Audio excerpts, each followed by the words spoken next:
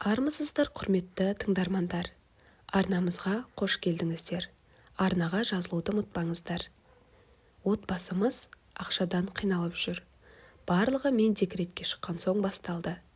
Күйеуім уайымдама, сендерді өзім асыраймын деп уәде етті. Бір жұмысында істеп жүр. Алайда ол жұмысынан тапқан табысы еш қайда да жетпейді. Алайда күйеуіме барлығы ұнайтын сияқты. Бірақ маған ұнамайды. Ата-анамнан ақша сұрай беріп те бетсіз болдым. Маған бұл жағдайымыз мүлдем ұнамайды.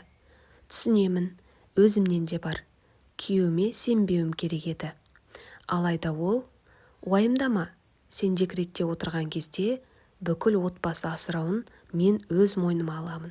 Керек болса, 2 жұмыста істермін, деп мені әбден сендірді. Декретте отырғаныма 1 жылдай болды. Жұмыс істеп жүрген кезде өте жақсы табыс таптым. Бізге жететін. Ешқашан мынау менің ақшам, мынау сенің ақшаң деп бөлмейтінбіз. Екеуміздің ақшамыз бір болатын. Тапқан ақшаммен де ешқашан мақтанбайтынмын. Күйеуім де диванда жатырған жоқ. Ол да жұмыс істеп жүр, барын салып жүр деп ойлайтынмын. Аяғым ауыр екенін білгенде ойлана бастадым. Күйеуімнің табысы пәтер жалдауға әрең жетеді. Басқа нәрселерге жетпеуі де мүмкін. Енді не істейміз деп қатты ойлана бастадым. Тіпті күйеуім естісін деп күйеуіме де айттым. Сен уайымдама, мен 2 жұмыс табамын. Керек болса, бізде барлығы жақсы болады, деп мені сендірді. Мен де сендім. Мен декретке шықпастан бұрын күйеуім 2 жұмыс таппады, іздеп жатырмын деді. Сосын арамызда мынандай әңгіме болды. Уақыттары сәйкес келмейді, мен шаршаймын. Мен 2 жұмыс істей алмаймын деді. Не істерімді білмедім. Екеуміз қатты ұрсып қалдық. Содан соң бір жерден тауып ақша алып келді. Мен сол кезде тынышталдым. Маған жұмысым ұнайды. Бар тапқан табысымды тиынына дейін үйге алып келемін. Коллективім де жақсы, табысым да жақсы, бастықтарым да жақсы.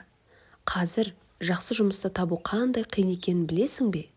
Мен қанша тапсам да саған аз болып көрінетін шығар, деп ашуланды. Бір кезде әңгімеге енем де қосылды. Оның ойынша ұлы аз ақша таппайды, көп жарататын мен. Үнемдеп үйрену керек. Есімде, біздің кезімізде бір тауық сатып алып, 1 апта түскі ас дайындайтынмын. Сол кезде де адамдар өмір сүрді. Ал саған түк жетпейді. Сен не енді ұлымды өлтірейін деп пе едің? Иә, сіздердікі дұрыс. Сондықтан да әр апта сайын ата-анамнан ақша сұрап тұрамын. Олар да береді, қайтып сұрамайды. Енді ана мен әкемнің көзіне қарауға да ұяламын. Деп ашуланып бөлмеме кіріп кеттім. Олардың ойынша енді мен не істеуім керек? Бар ойлағаным ешкімге қарыз болмай, ақшадан қысылмай өмір сүру. Бірнеше күннен соң күйеуім екеуміз тағы ұрсып қалдық. Ол маған, жарайды, ақша жетпейді екен, менің анамның үйіне барып тұрайық. Пәтерге де төлемейміз, артық ақшаң да болады, деді. Мен шошып кеттім. Өйткені енем екеуміз мүлдем тіл табыса алмаймыз. Қонаққа келген кезде мені жақтырмай, тезірек кеткісі келіп тұрады. Бізді үйіне тұрғызады деп ойламаймын. Сонда күйеуімнің айтқан сөзі: көрдің бе, мен саған мәселенің шығу жолдарын айтып жатсам, саған ештеңе ұнамайды. Сенің бар ойың менің жыныма тию, деп айтып кетіп қалды. Мен ескерттім.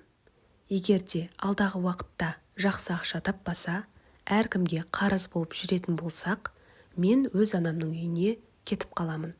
Ажырасып, алимент алып отырамын.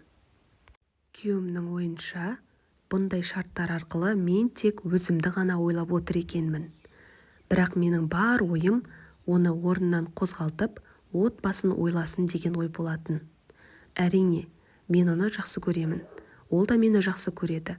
Алайда бұл жауапсыздығы отбасымызға кесірін тигізіп, әрдайым ұрсатын болдық. Енді ары қарай не істеймін білмеймін. Бүгінгі әңгімеміз тәмам. Әңгімеміз Калуга сызықша поиск.ру сайтынан алынған болатын, негізінде орыс тілінен, бірақ қазақ тіліне аударылды. Әңгіме ұнаған болса, немесе өз ойларыңызды жазғыңыз келсе, комментарийға жазуларыңызға болады. Келесі кездескенше арнамызға жазылуды ұмытпаңыздар.